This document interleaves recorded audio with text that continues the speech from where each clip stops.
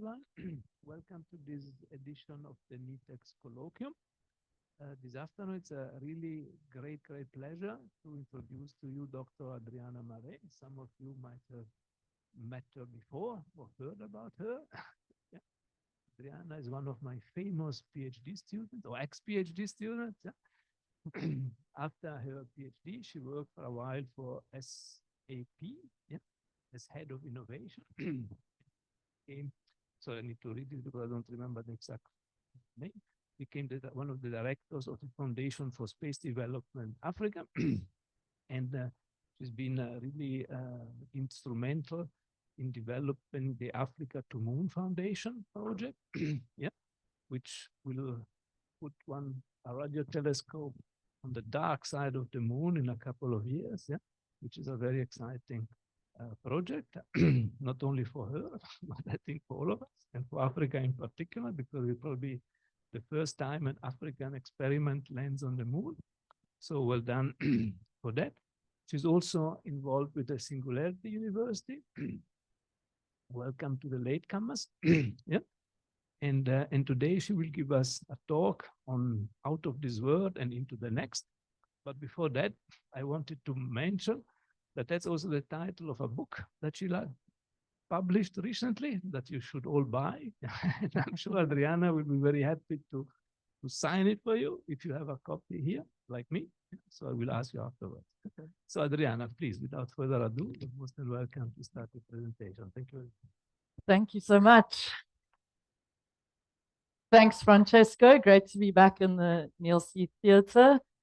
Francesco and I actually met in 2007 when I joined the quantum research group at UKZN to do my master's in quantum cryptography. So firstly, huge congratulations to the team behind the first quantum encrypted link between China and South Africa. So that's a huge milestone. Almost feeling like I left the field at the wrong time. But I went from quantum biology to space, now working in radio astronomy, but I'll get to how that story played out. So when I was selecting the slides for this talk, I was wondering if it would be people who'd maybe seen some of these slides before, maybe people interested in the technical details of Africa to Moon, maybe people here to hear some of the stories. And so in the end, I figured there'd probably be people from each of those categories. So let me talk probably for 40 minutes and let's have a discussion where we can focus on any aspect of what I've told you in more detail. So for now, I will focus on telling the story. And the story could end up like this. Okay, as Francesco, thanks very much for mentioning my book. It's on Audible as well and an exclusive book for Amazon or wherever you'd like to try and get it.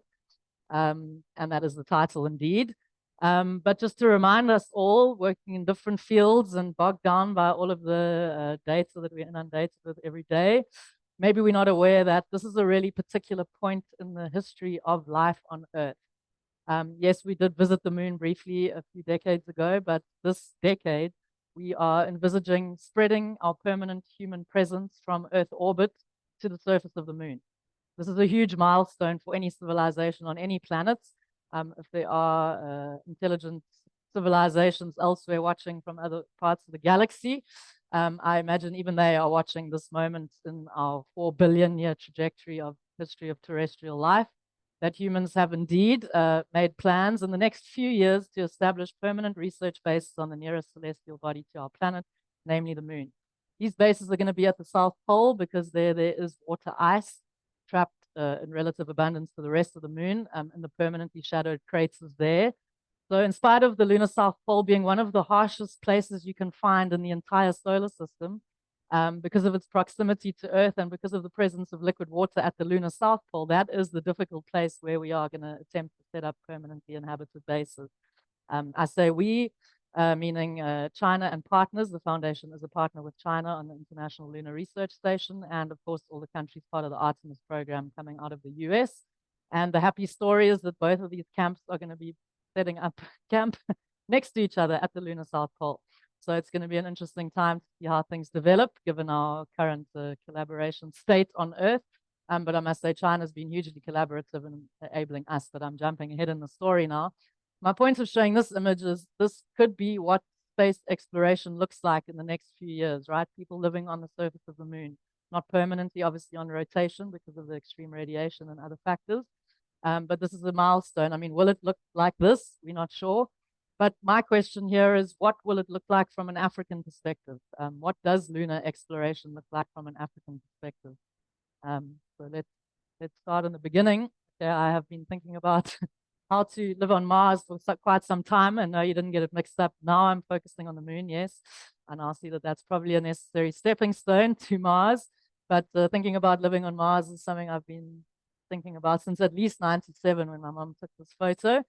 And indeed, Mars felt like it was on the cards at some point. So this was some of the work I did, my PhD with Francesco, and then started looking at how things like molecular or quantum astrobiology, as in looking for the building blocks of life in space, could help us to understand how these building blocks come together to form life.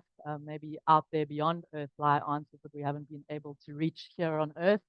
And this was a conference I attended presenting this work in 2016, which is also when I attended the International Astronautical Congress in Guadalajara, Mexico, which was the year when Elon Musk stood on stage and announced SpaceX's plans to make humans multiplanetary at that event. And that's actually when I started writing the book. So for those trying to write a book, you don't have to take that long, okay?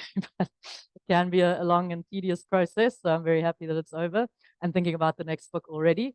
But in case whatever I say today is interesting, the long version is in the book really of some of the things I'll go through today. But that was kind of a bit of my background.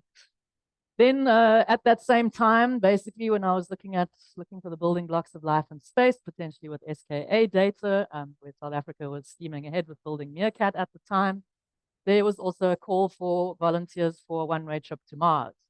So spoiler alert, we didn't go for some, I've literally have been asked that before, are you already back from Mars? So no, I wouldn't have made it back since 2024. Yes, the project was cancelled because the Mars One project declared bankrupt. So the viability of this one-way trip funded by a media campaign, et cetera, there were many controversial aspects of the project. But nonetheless, 100 of us were selected back in 2015. And let me play the video for you just to get in the spirit of what does space exploration look like. So this is what it looked like back in 2016 when we were rearing to go, in fact, last year.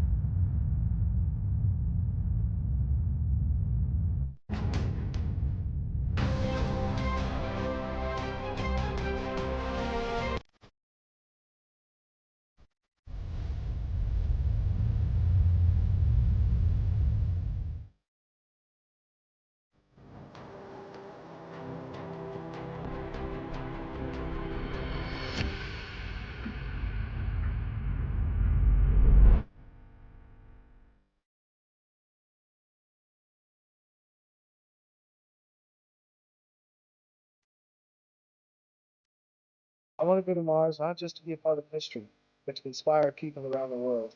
The colonization of Mars is the adventure of the century.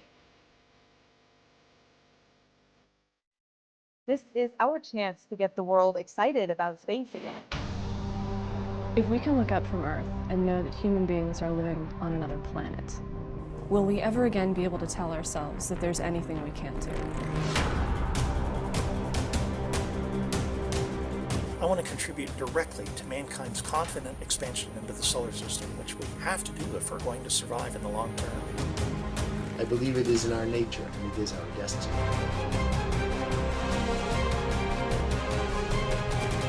I want, after I die, the impact of my life is imparted upon those who follow.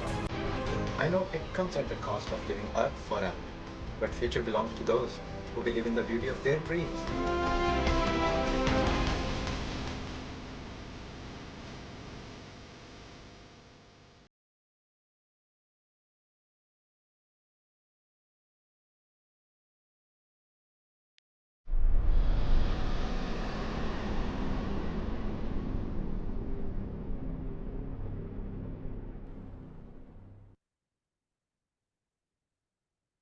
So in a nutshell, I suppose my motivation to go to Mars is that it had been something I'd been thinking about since I was young, maybe 5 years old. But as a researcher, I would say to search for that second data point to try to inform our understanding of life, right? All evidence, genetics and otherwise, points to a single universal common ancestor of all terrestrial life.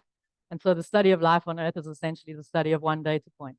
And so the motivation was, if we need to get to Mars and go physically look for a second data point, that to me at the time seemed easier than the amount of computation that was required to potentially understand origins of life from an Earth perspective, the computing power that is necessary, the state of knowledge at the time. I mean, I remember a day in my office when I sat down and realized that H2 formation in the universe is not an entirely solved problem. Like the abundance of observed H2 is not exactly correlating with theoretical models that explain how it's formed. Another discussion for another day. But if you're going to look at simulating the emergence of life from basic structures like atoms and molecules, then you would hope that at least H2 formation would have been sufficiently solved. Maybe it's been solved in the meantime, but getting to Mars, I thought, was probably the quickest way to try and look for additional evidence on living systems in the solar system in order to inform better theories of life. That was kind of the motivation at the time. But let's go back to our question. What does exploration, Mars trips, by the way, they were...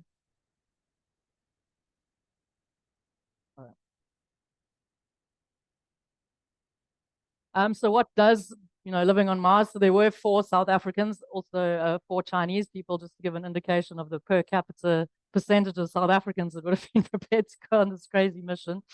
So somehow Africa would have inserted itself into this kind of mission, but on a continental scale, what are our active contributions towards this exciting era that we're embarking on, given the absence of an astronaut program on the entire continent to date, as far as I understand? If anyone has any evidence to the contrary, please let me know.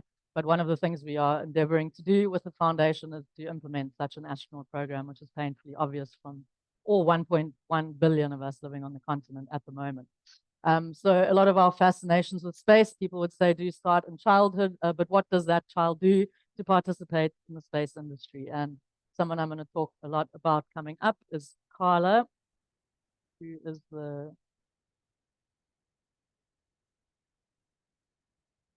mission director. This is the founder of the Foundation for Space Development Africa and the mission director, and is the person solely responsible for proposing this crazy idea of being a non-profit foundation and sending a mission to the moon.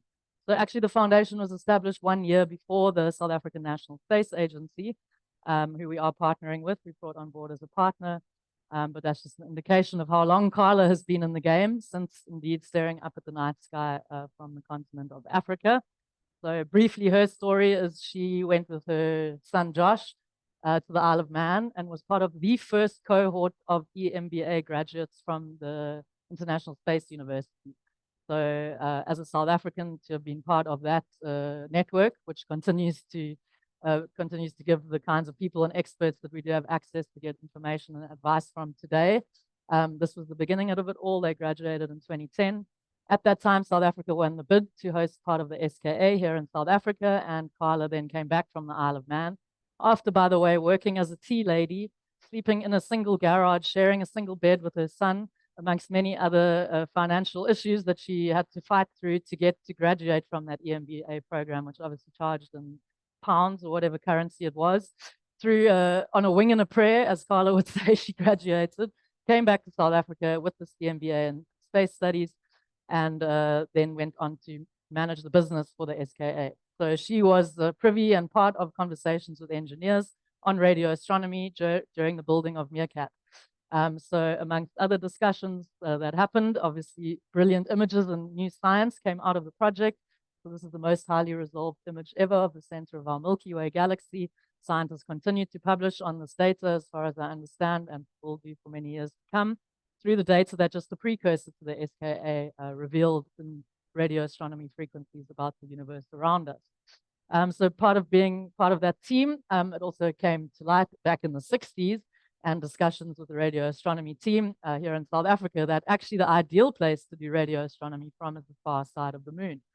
So this was an orbital mission, the RAE2, in the late 60s, I think, just showing how quiet the far side is. This was an orbital mission around the moon. With the on the far side of the moon, you have your back, the whole of the moon to Earth, blocking out both natural and technological signals from the Earth. And every 14 days during lunar night, there's no sun either. So basically blocking out the two nearest sources of radio emissions, you're able to look into the universe with a sensitivity and resolution, and the opportunity to study the universe from this unique vantage point is really one of the ideal locations in the solar system to do radio astronomy. Another reason why you might want to do radio astronomy from beyond Earth's atmosphere is that signals below around 20 megahertz and certainly below 10 megahertz are nearly impossible to observe from Earth because of interference with the Earth's ionosphere atmosphere. So to do low frequency radio astronomy, you need to be outside the atmosphere, and the surface of the moon is a great place to prepare for bigger instruments on the far side with. So I'll get to tell you more about the Africa to Moon project in a moment and exactly what we'll be doing. But let's continue with the story. So I had not yet met Carla, but she came up with the idea of balls, okay? And there are lots of jokes that can and have and will be made about Carla's balls going to the moon, but it's actually an acronym, as all good radio astronomy projects are. So it's Bounced African Lunar Low Spheres. So low frequency, low mass, low cost. And the idea with the balls is that they're omnidirectional, consisting of 3 orthogonal loop antennas, such that they can look in any direction, roll over the surface, preventing what we've seen in many missions landing on the surface of the moon, as in falling over. The ball shape would enable this thing to do science no matter how its orientation ended up on the surface of the moon. So 2013, around about, she had the idea, but I came onto the picture a couple of years later, and this is the picture we luckily have from when we met, with astronaut Katie Coleman visiting Cape Town, Dr. Ellen Stofan, the head of research at NASA, when they still had a head of research, back in 2015. That's Julie Cleverden, the head of the Cape Town Science Center, and me and Carla. So actually, I met Carla through eavesdropping on her conversation. I heard that she worked at the SKA and wanted to use data from the telescope to look into my building blocks of life research. It turned out that the SKA would only be looking at the frequencies that I needed in around 20 years' time. And I was like, we're literally going to be living on Mars by then. We don't need the SKA data. Let's just go look for evidence of life that once existed on Mars. It's going to be quicker. Or we're going to wait for the quantum computer and just throw computational power at the problem. But, you know, trying to figure out how biology emerges from physics and chemistry, I think, is one of the biggest questions one can ask, and not one that we've managed to do yet. So these are the kinds of things I was thinking about. So what do you get when you cross Carla as an economist working to positively impact lives in Africa through space technology, and a quantum biologist looking to life on Mars? Well, obviously a moon mission is kind of the middle point of those two. And through a moon mission, we really believe that we can stimulate advancement of knowledge and skills on the continent of Africa, as well as like fortify our participation in these important advances. But also that the moon is a stepping stone to explore even further afield. And now is really the time for Africa to get involved in this kind of exploration. So we were at the IAC in Bremen in 2018. And then in 2019, we had a few interesting developments, or more like early 2020 eventually. But in 2019, the Mars One project declared bankruptcy. So at that time, I left my job at SAP as the head of innovation for Africa, and thought I need to put all of my effort into a crude training program, but basically collect data on people living in extreme environments in order to prepare for the imminent Mars mission, which I believed at the time was going to happen last year. So I established Proudly Human. I was in Antarctica actually in December 2019, just managed to make it back. That would have been an interesting lockdown. I visited an under-ocean base in Florida, where there's a whole research station that's shaped like the International Space Station, sitting between 10 and 17 meters under the ocean. So once you've saturated to that kind of pressure, you have to decompress for around 17 hours. So in many ways, living in this facility under the ocean, even though it's just like 15 meters down, is a really good analog for the kind of procedures and, for example, having to suit up to do extravehicular explorations beyond the station in scuba gear. There are many analogs, as you can see, to living in the space station. In fact, it is a facility where astronauts train. So visited that facility, went to the Namibian desert. There's actually a dune on Mars called the Namib Dune, due to similar, not only aesthetics, but geological aspect of both the Namibian desert and Mars. Both were ocean in the past, Namibia like 50 million years ago, and Mars much longer. But similar kind of geological structures prevail because of that. So that was the grand idea. We would do a mission in the desert, a mission under the ocean, and the culmination would be an overwintering expedition in Antarctica. But then, you know, what's coming next? Lockdown hits, and I often wonder whether to show this video because how relevant is it to space exploration? We don't need volume on this one. But I think this feeds into the story of what does exploration look like from an African perspective during lockdown. So this is how we spent our time. My partner and I decided we didn't want to be subject to the regulations that seem to be emerging in the city centers. So we built this cabin in the Tupikama forest and lived there for 6 months. So what on earth does this have to do with space exploration? Well, in my opinion, actually a lot.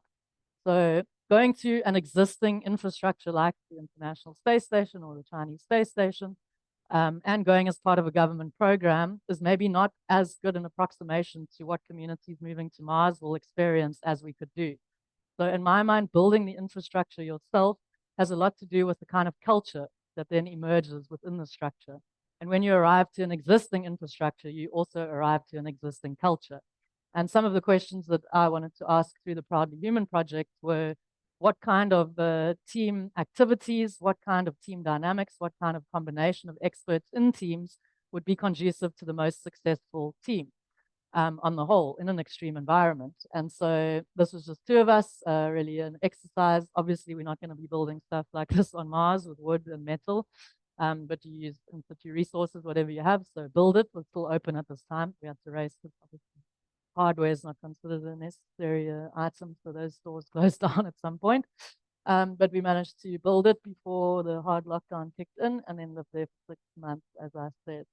So what considerations do you need to make? You need a shelter that will protect you from the kind of prevailing temperatures. You need an access to power and water.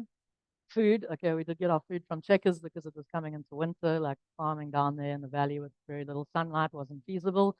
Solar panels also weren't feasible with the very little sunlight we got down there. So our power system eventually comprised of gas heater for water, gas stove for cooking. We even baked bread. You can see a shot of it with our gas oven. For charging devices, etc., we eventually got a generator. We did have car batteries in the beginning. It's like 20 kilograms that has to be carried back up the hill, which you saw how long it takes to walk down that hill.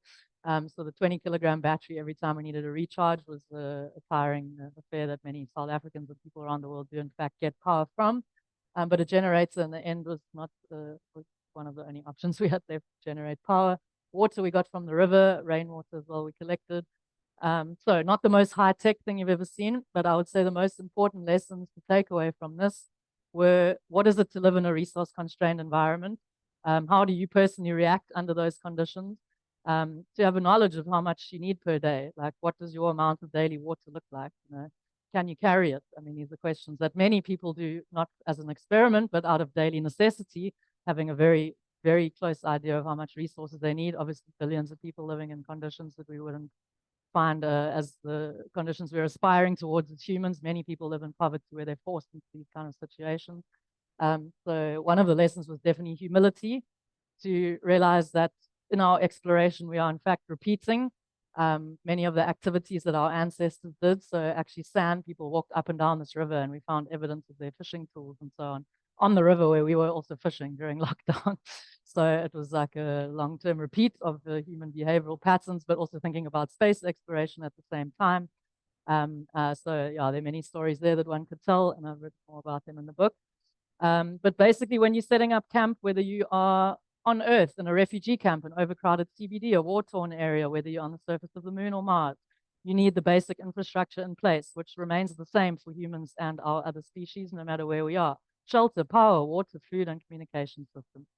On top of that, then you layer the team dynamics, which will obviously ensure the success or failure of the mission, even if the technology is all functioning. So pondering down there in the valley, writing my book, my boyfriend at the time was an animal behavioralist, so we had all sorts of animals coming through their home, not ours really. Baboons, monkeys, snakes, otters, wild boar, some small antelope, lots of birds. Yeah, so many creatures down there. So a humbling experience to think that this is not an exercise for many people. This is daily life, living in such resource-constrained conditions. But secondly, that when we explore beyond Earth, we're going to go back to that extremely resource-constrained environment that we have had in some parts of Earth, and we need to manage resources wisely in the most efficient way that we can come up with, obviously with more technology than we had down in the Titicaca Valley. But it also became clear that there was this whole renewed spirit in lunar exploration, and that the Mars project, having been cancelled, even Elon Musk now focusing on building the lander for Artemis rather than getting the Starship ready to take crew to Mars. There was this change in human sentiment that indeed we do need the moon as a stepping stone. We're not going straight to Mars off the bat. This was what Elon had presented in his presentation in 2016, like skip the moon. But now it became clear that Artemis is happening. China is sending crew to the moon in 2030. And that the moon is going to be a test ground for the kinds of technologies we arguably still need to improve upon before we can really set up camp so far from home on our next door neighbor planet Mars. So this is the foundation. That's Kuzong Gao-Sheng, our other director, and that's Carla and myself, we're the directors. So we started thinking about getting Africa to moon going and how we could do that. The real game changer came in 2023 when we saw the call for international payload applications for the Chang'e 8 mission, which at the time was scheduled for 2028, but it's been moved to 2029. So we weren't aware that China has been putting these open calls on payload contributions for most of the Chang'e project. So countries like Pakistan and Turkey have already sent equipment on previous Chang'e missions. And this is a hugely, I think, different way to envisage doing space exploration from the key leaders in the field, from the kind of Cold War era of the Soviets and the US. So being able to propose a payload for a mission to the moon saves you, let's talk practically, like $150 million. If you want to launch your own payload to the moon, that's what the price tag is approximately, depending on how much you're spending, obviously. Let's say ballpark, $150 million. Now, if that was the price tag for a moon mission, would Africa be sending anything to the moon at all? So, of course, South Africa does build components. We have many very high advancement level companies operating here out of South Africa that build components for space missions that have been even further than Mars. But these are components, right? So highly specific contributions to somebody else's idea, essentially. So what we want to demonstrate here is African envisaged, African designed, African built radio telescope that we then ship to China, and it gets taken to the south pole of the moon in 2029.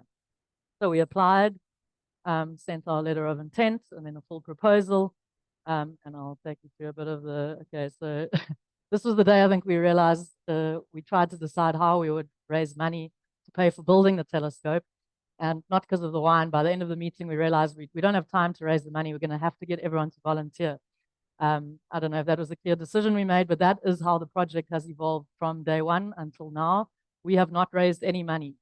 All our contributions are by individual expert volunteers who volunteer their time to help us do different analyses or give advice for the meeting. All of our components, you must be wondering, this costs money. Not if you bring on board industry partners that are excited to test their equipment in an environment like the lunar South Pole, which is one of the most extreme places you can go. Tech companies hoping to promote their products through such a mission like this, a milestone mission for Africa. They would like to contribute. They want to see Africa participating in space exploration plus R&D plus marketing. That's kind of how the industry partnerships have worked. And then the academic and government partnerships. So NITheCS is a partner on Africa to Moon. We can talk about gearing up for the project, but certainly in the data analysis, we'd need teams of people all over the continent to publish as much as they can in that first year so that we can do the publications that come out of the data in that first year. After the first year, the data becomes public, but our partner organizations can have access to that data from the get-go. Yeah, and that about sums it up. We've got people, we've got companies, we've got government organizations. SANSA, the South African National Space Agency, is on board as a partner. SAREO, the South African Radio Astronomy Observatory, is on board as a partner. And so together, we believe we can achieve this goal, not just for our small team of directors, but really for the whole continent, just to show what can be done. And it wasn't our initial intention to do it without any money, but I think that makes actually the most powerful part of the story, is that on the spirit of collaboration and vision and passion, this kind of thing can actually be pulled off in what is thought to be one of the most expensive kind of industries that one can work in, the space industry. We are managing to do it through collaboration and passion and networks, of course, networks. We wouldn't be able to embark on a project of this scale without Carla and the rest of the team, all of our extensive international connections and networks. So here's some pictures of the meetings just to show. We had a lot of meetings, like, I don't know, looking at my face, I think this is when we lost the ball. So we had 4 balls and now we have 3 because the discussions eventually, our requirements got reduced, so we could only have 3 balls.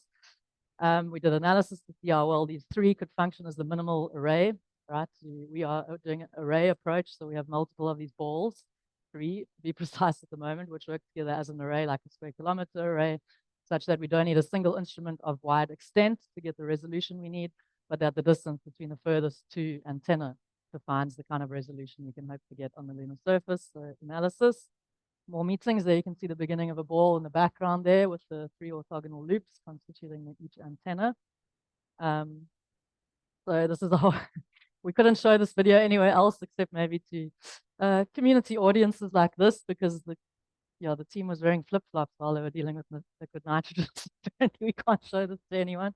But the really cheap and nasty way of testing our stuff at the kind of conditions that prevail at the lunar South Pole is drop the stuff in liquid nitrogen, because we are expecting temperatures to actually go below the temperature of liquid nitrogen. So it could be as low as negative 220 Celsius at the lunar South Pole. So this is like beyond the regime where even the most space-weathered engineers tend to work. Because you have 14 continuous days without any sunlight. So during this period, temperatures plummet, whereas any other space mission is not going to be in this kind of environment where they're absolutely shielded from sunlight for those 14 days. So that's why the temperatures of the South Pole are so low anyway. They're not getting the sunlight that the equator does during the day. So temperatures plummet. So liquid nitrogen conveniently sits around that temperature. More meetings. So at first we thought our balls would be inside the lander. You would think you're getting a free ride to the moon that you're going to be inside, right? No, we were now told we're going to be strapped to the outside of the lander. So our balls are attached to the outside of the vehicle, traveling for 20 to 30 days through space before arriving on the lunar surface. Maybe those are the faces of the people when we learned that jaw-dropping information. But we've continued to work and prototype and come up with solutions to these really difficult challenges. The team from Soreo, maybe some of you recognize some people you work with. Continuing many meetings, a lot of them in Mandarin. And then, so the Chinese team will talk for a long time, and at the end they'll say, that's fine. So at some point, I think we need to bring someone on board who can explain the very detailed version of what was discussed for half an hour, but then at the end they normally say, no, that's fine, continue. So I think, the team, the Chang'e 8 team that's working with us has been really understanding when we reach a point where we don't think we can do any more. They're always open to negotiate how we can overcome the engineering challenge. On the whole, I think they want the countries that they've partnered with to succeed. And so that's been the basis of our work together. So a big step for us was when the Chinese team visited us in Cape Town in 2024. And we got to meet them for the first time in person. And then Carla and I went off to this Deep Space Exploration Conference in 2024 in Anhui. And we here signed on as a partner for the International Lunar Research Station. And I think that contains our vision for the future. So the Africa to Moon project is our foot in the door, but we intend to continue collaborating on lunar and further afield exploration. And I think China's showed such a spirit of collaboration in their approach to bringing on countries without launch capability. Perhaps we've never developed a space mission before. To have that hand stretched out to you to both assist and work together to solve challenges that haven't been solved before is great. China attempted to put a radio astronomy instrument on the far side of the moon with Chang'e 4. It was not fully successful because of interference, as in radio emissions from the lander itself, that corrupted the data that was attempted to get from the universe. The US attempted to put a radio astronomy instrument on the moon more recently with the Rollsies. That mission on the Intuitive Machines fell down and couldn't charge, so they did send some data back, but basically the 2 attempts to do radio astronomy from the surface of the moon have not been fully successful.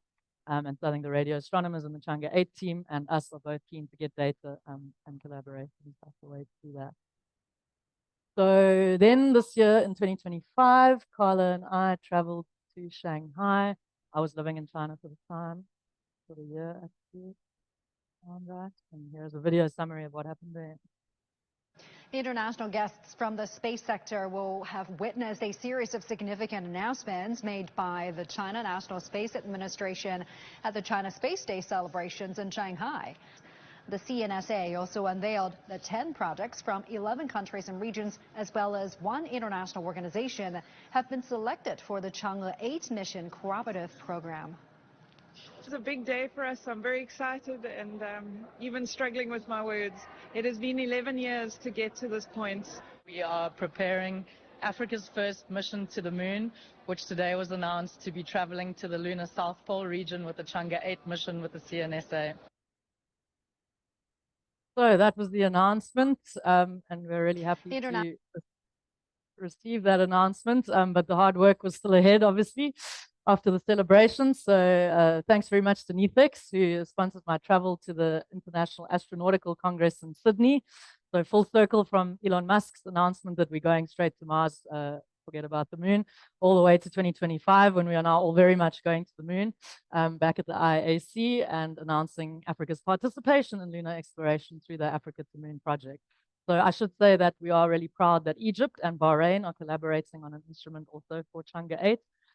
But we can still claim the first all-African because Bahrain is working with Egypt on that. But we're really proud to have 2 African representation nations in Chang'e 8. So here are balls in all their glory. These are 30-centimeter diameter balls. So there were 4. I thought one got castrated, so we left with 3.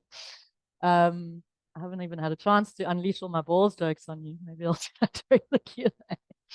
But that's the balls basically. So the idea is they can roll into position and work in any orientation. They communicate with Wi-Fi back to our computing unit, which is on the lander. And then that data is sent by the Chinese Deep Space Network back to potentially Hartebeesthoek Observatory in South Africa, amongst others, receiving these signals. Yeah, I'll be happy to answer any more questions about the mission itself as we get further. But here are a few pictures. So how does lunar exploration look from an African perspective? Well, maybe something like this, if all goes to plan, with our 3 balls on the lunar surface at the lunar South Pole. Both Earth and the Sun will be low on the horizon in the South Pole region. The Sun will go down eventually after skirting on a 360-degree around the balls on the horizon, but up to about 7 degrees above the horizon. Then the Sun disappears altogether, and Earth will remain in view, bobbing around on a low part of the horizon as well, depending obviously on exactly where the lander lands and its exact orientation, which we assume will be to plan, but who knows. The most accurate lunar landing ever was by Japan, I think up to 100 meters from the target location, but other missions have been kind of much more off target, and so whether we have line of sight to Earth or not, we can hope for that, because from a communications perspective, the South Pole research stations would, I did benefit from having line of sight communication to Earth instead of relying on satellites, as would be required just over the hill of the lunar South Pole, which is now on the far side. Anyway, great.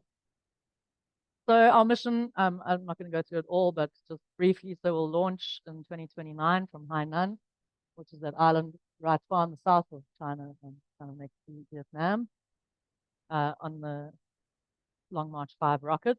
Then we've got 20 to 30 days getting there. So first we have the Earth orbit, then transit orbit, then we enter into lunar orbit for 20 days. Then we land, hopefully in a nice area. Okay, nobody's been to the lunar South Pole before. Is it like talcum powder dust where you'll sink a meter down, or is it going to be rocky terrain? We've asked many experts and they have differing opinions, right? No one's been to the lunar South Pole. 80 degrees south by the Indian mission is the closest we've gotten. So that's the lunar South Pole there on the edge of the Shackleton crater, and those are 2 potential landing sites that were given to us earlier. Perhaps they've already decided on one. But really that kind of thing is out of our hands. So for that, we trust that the lander comes down, deploys solar panels and functions normally, and then we start to do our work. So there's actually a robot that deploys our balls, getting built by the Hong Kong team. So on our mission, there's Iran, there's Hong Kong, there's Thailand, there's Italy, there's Egypt and Bahrain. That's the kind of other countries that are doing their own projects, so we don't necessarily work together. But the Hong Kong team we do work closely with because their robot has a hand which will grip the balls on a pole that we put in the part between the center and the higher loop, grip the ball, walk to a distance around 20 or 30 meters from the lander because we need to be more than 5 meters away from the lander to avoid interference. The robot will deploy it. If it falls over, it's okay. The robot also wants to know which way is up, and we said, but that's the beauty of our design. There's no up. Anyway, lots of conversations have been had, but we do health checks, then we hibernate until we are deployed by the robot. Then we schedule observations, maybe 1 20-minute observation every 12 hours, and then put the data, send the data back to our computing unit in the lander, and the lander will send that data back to Earth. Then we're going to try and do some operations which are nice to have during the lunar night. So during the lunar night, the lander turns off all power. We now no longer get any assistance from the lander. It's off. So a great time to do radio astronomy observations, but it gets cold really quickly. So from our batteries, if they're still alive, we're going to squeeze out as many observations as we can. Then we're trying to, for those of you who are engineers, trying to develop a way where we can store data where the ambient temperature is dropping below negative 220, such that we can wake that data storage hardware system, wake it up again after that temperature drop and still retrieve the data. So we have some people who believe this is possible. We have others who say they're not sure, but we will try. So our daytime observations are the key performance indicator for our project, but we'd love to do some nighttime observations as well. Yeah, so these are the partners that we've already signed MOUs with. Thanks so much to NITheCS for being part of our ecosystem of partners. We really want to have representation from all over the continent. So this is the first of many organizations that we are working with, particularly on the data analysis, but also to some extent on the technology development as we build up to 2027 when we launch the model to China, the final flight model, 2027. So then we wait 2 years until launch. I suppose that's the current schedule that we're working on. So when I think what's driven us here is that when children in Africa look up at the night sky, they should feel a sense of the grandeur and awe of the universe, but also, I think, critically, a sense of participation. And as a child, you're not going to feel a sense of participation if others don't forge that path first. So our small, as I've said, but necessary step is to get Africa on the lunar exploration program somehow with our small project, which is going with China in 2029. But more importantly, we want to be at the table where discussions on the ethics of space exploration, how should we commercialize the moon? You know, these are conversations that I've luckily participated in because of my involvement with the Africa to Moon project. But these are conversations that will largely go on without us if we do not insert ourselves in the activities that are going on at this time. So a sense of participation, I think, and just the knowledge that there is a route for space enthusiasts, children in Africa, to stay on the continent and contribute to space exploration, I think is really important. And we'd really like as many young people as possible to hear about the mission. So thanks in advance for doing the bit of telling people about it. We are balancing building a highly sophisticated instrument with doing marketing with the same people, for the 3 of us. So we're quite stretched at this point in time. So thanks in advance for talking about it with anyone who may want to contribute in some way amongst yourselves. And please have ask any questions you may have now. Thanks so much for coming. Look forward to the discussion. Thank you very much, Adriana. Fascinating talk. I'm sure there will be plenty of questions and comments. I see a hand up there. Inksha, you'll never disappoint. In fact, I have many, but a simple first question is, I saw these 3 balls with mirror embedded. And what data are you going to collect? And what's scholarly question, scientific question that you want to answer from this data? So this is the technology demonstrator. That's the proposal we put in. So that's why we only use 3 balls in our array. It was 4 for redundancy, but we worked down to 3. For the larger project where we plan to put 55 of these balls on the lunar far side. So as a tech demonstrator, we are hoping to do new science because there have been no fully successful radio astronomy observations from the surface of the moon. So minimally, we detect the Earth, we do some observations on the sun, we contribute to the galactic background data from the surface of the moon. We also generate some data on the lunar surface itself at low frequency, sub 20 megahertz frequency. So even though we are a minimal array right here and our sensitivity is also on the boundary of what can be possible with such a small instrument, right? When you think radio astronomy, you think like the 500-meter diameter dish in China, that does radio astronomy. Like, what are you going to do with 30-centimeter ball?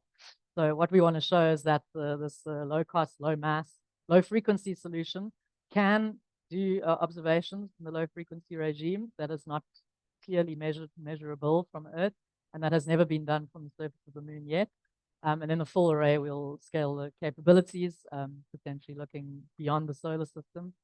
There are some bright radio sources that we may be able to detect, but at the moment, we're just focusing on measuring the sun and the Earth, hopefully, contributions to the galactic background, and some knowledge on the lunar surface itself, which is still quite a mysterious thing to play with as we plan all of these technology deliveries necessary for the base. But I'm sure you can tell me many more things, so let's have a chat. Thanks for coming. Any more questions, comments? Over there, please. Listen. Any questions are welcome, by the way. I've given you a whole lot of different stories. Hi, yeah, thanks for the interesting talk. I've been seeing like lately we're making advancements in humanoid robots, right?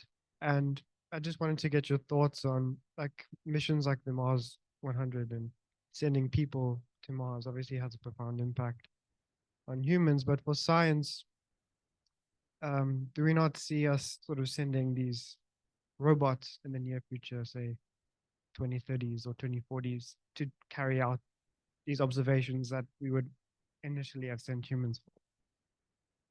So I've given you a whole bunch of stories to fill in the gaps about what my motivation may be. But for me, it's not science first, it's adventure first. So that would be the easy answer to that question. The experience of exploration is the pursuit that I'm involved in here, personally, and maybe others agree. It's that physical experience of the exploration that is what drives us. The knowledge is a byproduct of that, but the extent to which telling that story can contribute towards the human collective psyche, I think for me is the important aspect of exploration. That is how we've done exploration for the past, however long humans have been around, a few 100,000 years on Earth. Not everybody leaves. Some people stay in the safety of home, wherever that may be. But there are explorers that go forth and come back with stories that advance our perspective of the place we live in and ourselves in important ways that we may not be able to quantify. So yes, I agree, the radio telescope has a robot deploying it already.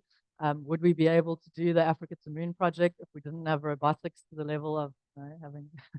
Well, actually, we did have a plan to use pyrotechnics to boost our balls off the lander. So actually, we didn't need the robot. We were assuming a very low tech solution to what is a very hard, sophisticated problem. But I think luckily robotics have not advanced fast enough that the question of sending humans to explore these places is still out there, in my lifetime anyway. The next generations will have to decide for themselves what exploration means to them. If it's simply about collecting data to expand our scientific knowledge, then yes, I agree, robots can surely achieve that.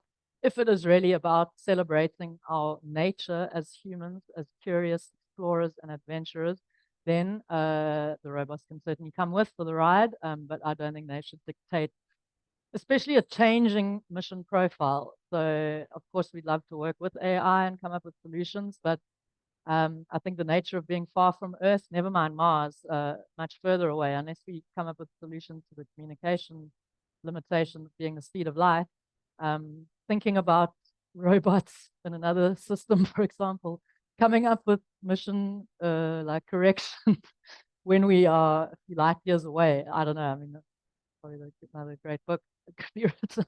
But I would say having humans there to be able to make decisions that were not necessarily part of the protocol, that's at least where I see the value of humans for Mars, is that the 20-minute communication in one direction means that you are going to have to rely on local analysis and local thought and local decision making to a large extent. And I don't think we're ready to outsource that to AI yet. Yeah, I could go on for hours. Nice question. Thank you. Turn here in the front. Donovan, please. Thank you. Oh, you got a mic coming? Just a second so that our online participants can also hear. Yeah, here we go. Thank you so much for such a beautiful talk. I came here also to get excited, right? And one of the things I'm missing as a scientist is to see some publications of the work done. I mean, I know you are doing great, very limited resources, limited amount of people, but I think what is the scientific background on this? There's any research going on, in terms of publications out there that we can follow up? I know you have the book there. From a scientific perspective, yeah, Right. Inge is probably well positioned behind you. So basically, I mean, she wants to do some basic measurement on the radio and also optical environment on the moon, so that in the future we can put more of such telescope on the backside of the moon and just to test the environment. So I guess this is the first step towards that. Oh, you want to follow our No, scientific update? yeah, I want to know what you have done so far for people to invest time, to people to believe, because credibility is tough, mostly in Africa. What have you done so far? I know you're writing books and everything, but there's any research that we can base in South Africa, like surface vibrations on the moon to detect gravitational waves, right? All these things are happening right now. It's a very exciting subject. Yeah, I think in terms of the data we collect, we are limited to looking at sub 20 megahertz and in these 20-minute observation windows. However many we repeat depends on the exact day of deployment during the lunar day. However, if anyone has any ideas about what to do with that data, we are extremely open to that kind of scientific collaboration. We have PIs that are in charge of the specific field. So we've got a PI for radio astronomy, not me, just coordinating the overall science.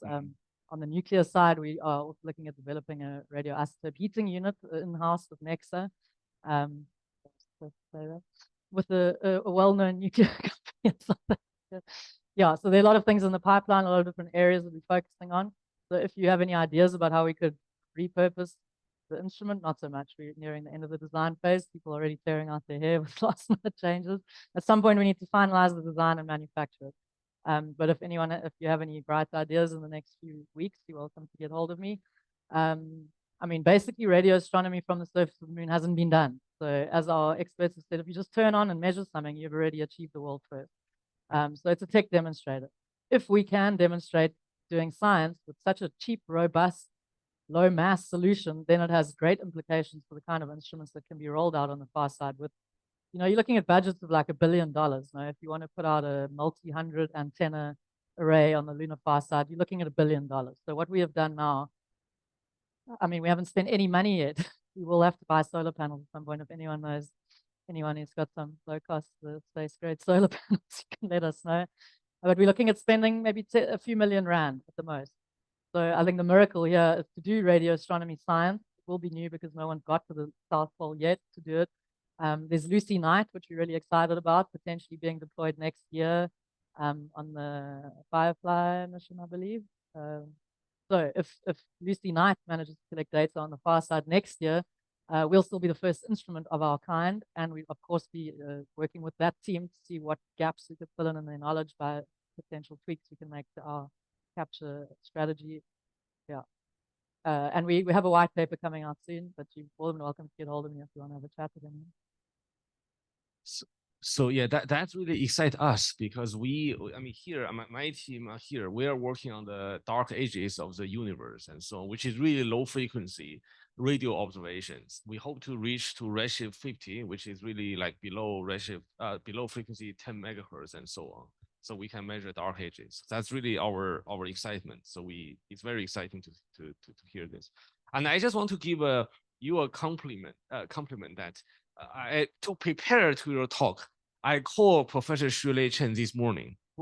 Really? Yeah. Did you see him in the photo? We have Chinese, we have a WeChat, and we just can make a call. So I just quickly called him. I said, what do you think about Adriana Maria's project and so on? And he said, you know what? It's fascinating to see two non-astronomers. One work on finance, Kara, right? Have a finance background. The other is quantum biologist, can propose some space mission and so on. So it's just unbelievable from from other. I mean, you guys are not even engineers, like, but still proposing this very fascinating project. So I like this whole idea of like using a big nation like China, Europe, or US. I mean, they're going to do the heavy lifting of the rocket, and we just do a smart project. I mean, we are a developing country, and we are kind of spend less money but doing the cherry pick on the very important science. I think that's a very smart idea. Thanks so much for that comment. Yeah, Shilei Chen has been amazing, a supporter of ours. So he was part of the Chang'e 4 radio astronomy team, I believe, that hoped that that instrument would send back data from the far side. And since then, there has been no completely successful data achieved from the surface of the moon in radio astronomy. So I think he's a personal champion of the project, just looking for this data I've been trying to get. He's been amazing and supportive. I think working with the Chinese team has really been a pleasure. Every time we think we've reached a dead end, they appear to be negotiable on some point and allow us to move to the next step. So it's been a huge learning curve to understand how teams work. And that goes back to my original statement. Even if all the technology was in place and you had an infinite budget, which we don't, and the technology is not necessarily in place, we're literally hoping that in the next 6 months, there's a battery that can survive to the temperature we need. Otherwise, we have a problem. But luckily, technology is moving so fast that maybe there would be such a battery in 6 months' time. So I think the lessons I've learned are on, again, managing the team. And now can you imagine the complications that arise when you're managing a team of volunteers? Can you really tell them what to do, or do you ask them? Of course, you always ask, but when some person goes off on a tangent on something that you weren't planning for, like how do you deal with that scenario? How do you keep people motivated when they haven't even met, when they're not working in the same office? All of these really practical day-to-day issues that I think all of us face are faced in this project. It's just a very highly specific piece of tech that we're trying to get right at the same time, as well as managing all the people. So I would say maybe Carla and my contribution is to keep sight of the vision without like unwavering belief in the vision.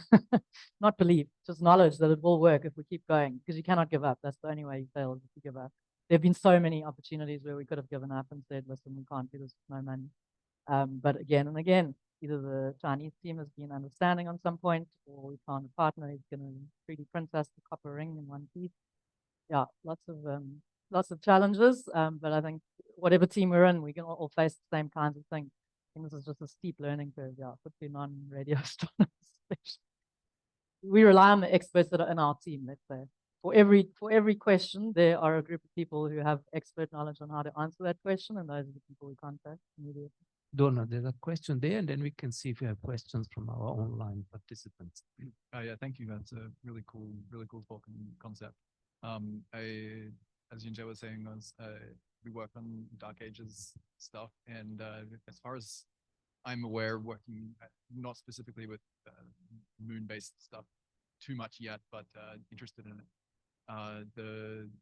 One of the biggest problems we have thinking about it is the lunar surface, which you said you might get some measurements on. So I was wondering if you had any more information about what kind of measurements you want to get in terms of for our science.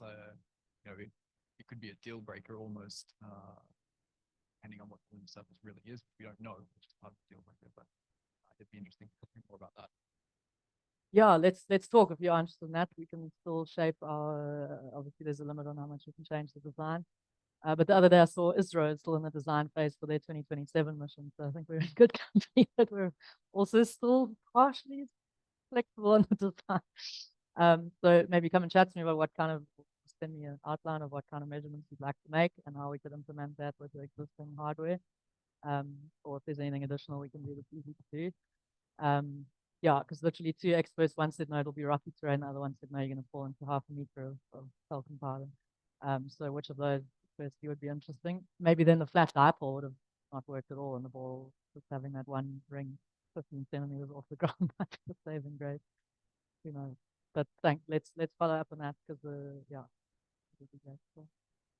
Sorry, one more question or one more suggestion is that I see that your list of collaborators, and there's only one university, BIOS, in Botswana, right? So there's no universities who are willing to be part of this, because it's very exciting. I don't know.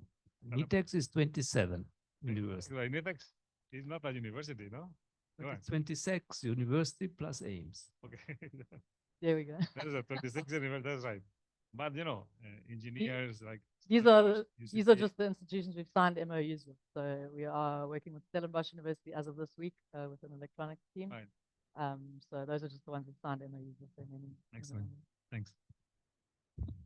Donovan, do we have questions from the online audience? Just the one. How can postgraduate students get involved?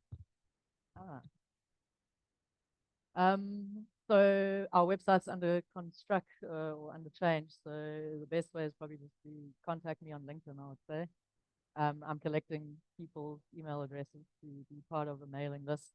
Managing additional volunteers is another of the challenges that we face, but we would love to have input from as many excited people as possible. So we will figure out how to manage this.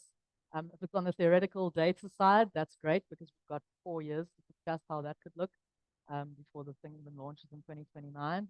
In terms of developing the technology, it's great to have people on board through the process. I think that's a hugely interesting learning curve to be part of, especially as a tech demonstrator. So yeah, to the extent that we can invite people to have visibility on our meetings, we'd love to do that. So yeah, we are nearing the point now where we can't change the design anymore, but that frees up our time to then bring on people, especially for the thinking about the data analysis that has come, and especially thinking about how we could, you don't want to think about it too much now, improve this design for next time, because at the moment, due to time and resource constraints, this is the design. We'll see how it performs and then improve on it for the next mission. So yeah, contact me on LinkedIn. I think it's a good answer. Okay, if there are no more questions, Adriana, then please let me thank you. Thank you. Bags for a few items to bring to Mars. Thank you. And, in the math budget. So thank you very much. Thank you. And according to plan, there should be some